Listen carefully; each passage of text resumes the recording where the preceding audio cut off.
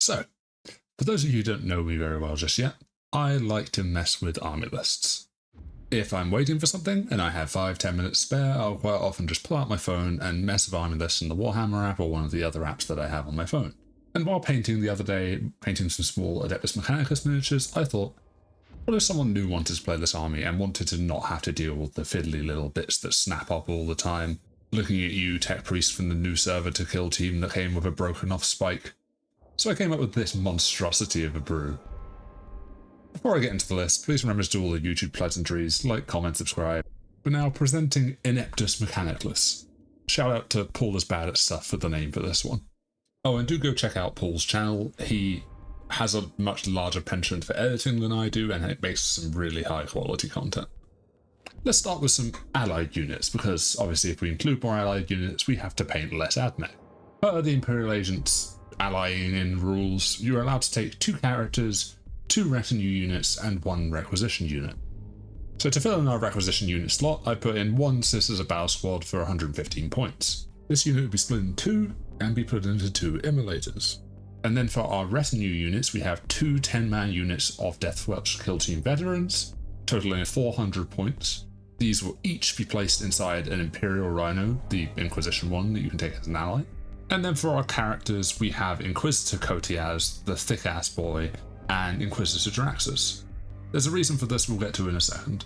These 2 will each also be inside an Imperial Rhino to make up points. Astra, you say? You got a bunch of more points to make up. Where are you getting the rest of the points in this all, definitely not all allied units list? Well, if you check the Inquisitorial Agents datasheet, it allows you to take 1 of these units per Inquisitor model you've taken in your list, in addition to the normal amount of Agent units. So naturally, I've decided to take 2 12-man units of Inquisitorial Agents, because we have 2 Inquisitors in this list, each of which will also be placed inside an Inquisitorial Chimera.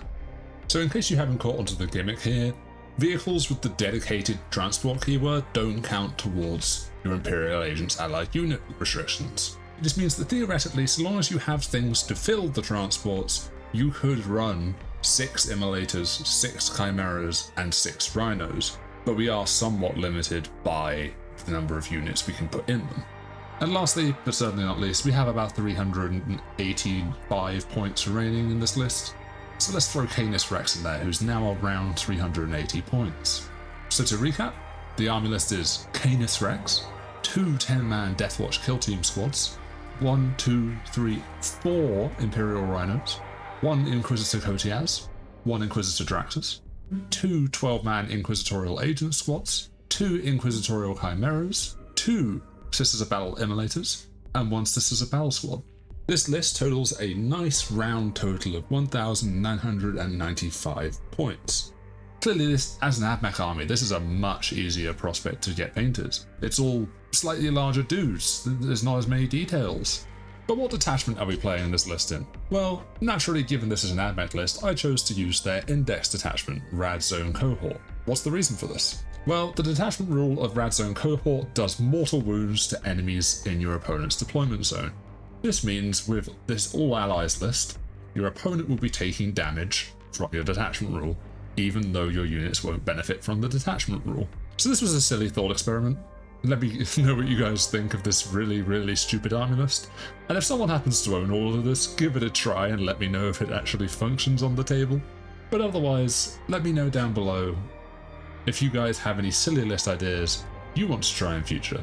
Hopefully if I come up with more of these silly little ideas, I'll try and do more videos on them, but I thought this would make it for a fun little video, for a little conceptual idea of quite a silly army list. Thanks again for watching, and I'll see you guys next time.